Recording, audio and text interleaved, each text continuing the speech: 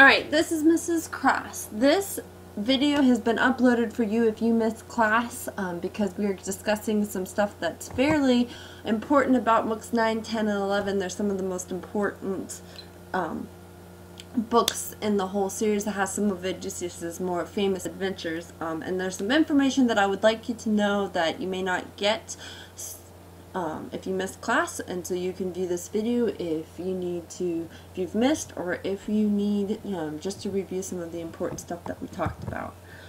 First off, I want to start off with the definition of flashback, and you can copy that down there. But basically, Homer is famous for using flashback. When you started the Odyssey, you actually really started the story in the middle of the story. And now we're finally getting to understand what happened at the start of the story, which is when Odysseus leaves Troy to sail back to his beautiful wife Penelope.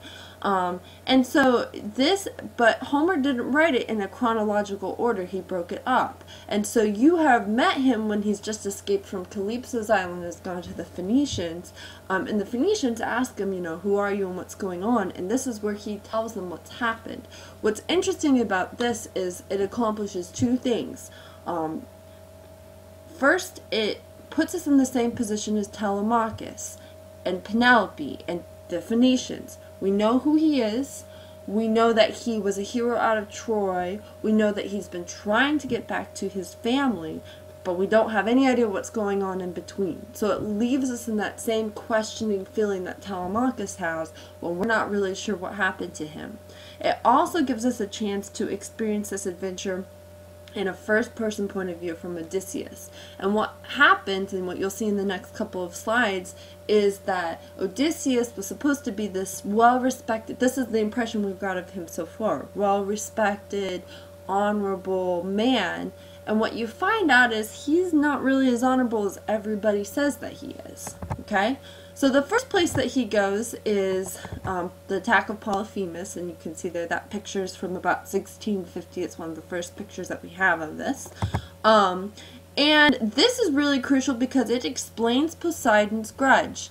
It tells you, oh, this is why Poseidon hates Odysseus. He plucked out his son, his sort of idiot son's, but lovable idiot son's eye, and Poseidon now hates Odysseus. Highly unfortunate for Odysseus because he cannot get home except for through the seas. So it sort of sets up the whole antagonist-protagonist relationship there between Odysseus and Poseidon.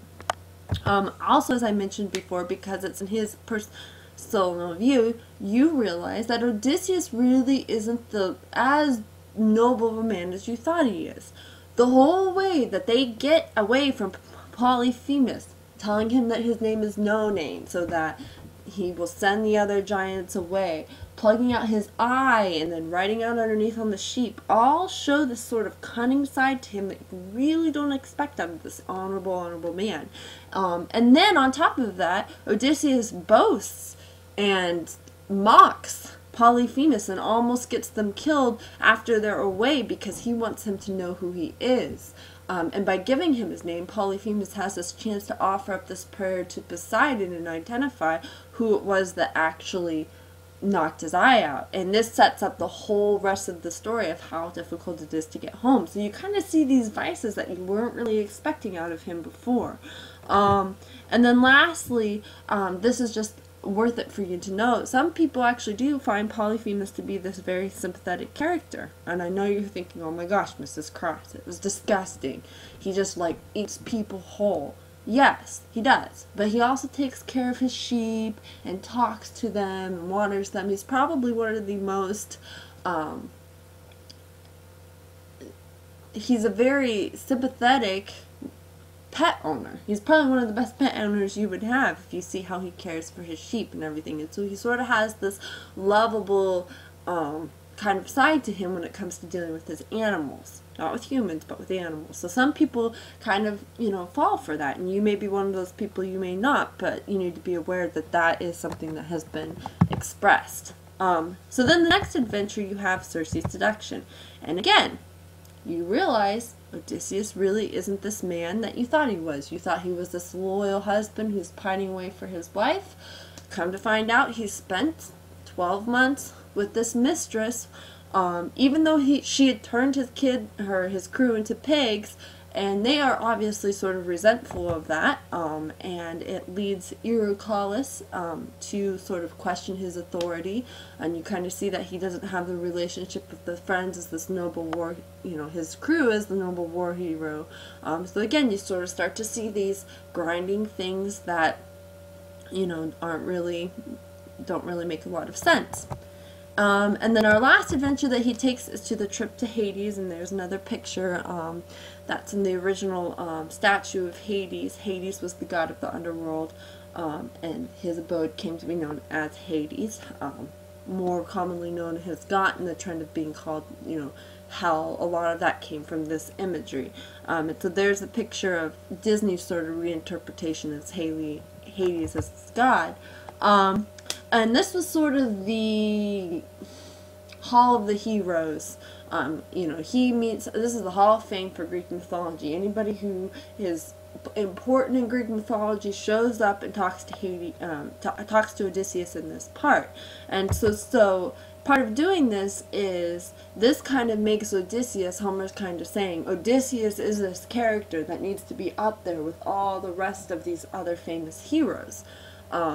That, and quite a few of them we've heard of and, have talked to a little bit before. So he's elevating them to this mythological status even while he's telling the story.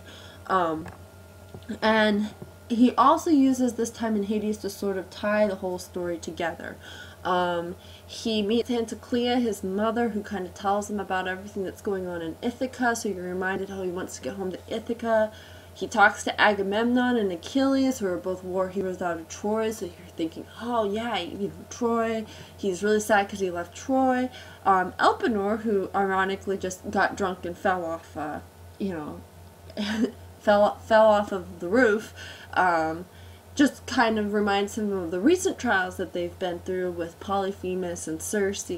And then in the middle of it, before he goes on to meet some of the most crucial heroes, he's interrupted, and it kind of brings you back to the court and where he is right now. So he sort of uses this chapter, it's right in the middle, to sort of tie everything together. And he also talks to Achilles, who laments that he was ever a war hero, which I thought that was interesting. So your assignment for this week is to create a museum of heroes. You're going to pick 5 dead characters from Hades, anyone that kind of strikes your fancy as being interesting, you can pick them. You are going to record their most important line, and I understand that some of the girls didn't really talk to him, so just record what they told, what information they gave you in the story about them. You're also going to research 2 additional facts on them, things that are kind of known through pop culture or whatever. You're going to find a picture of them, either an original drawing or painting of an artist's interpretation, or some of the internet movie databases have copyright images there as well. And you're going to enter all of this information on Prezi, and I will show you how to use that in a minute, but I just wanted to take the time to outline your assignment.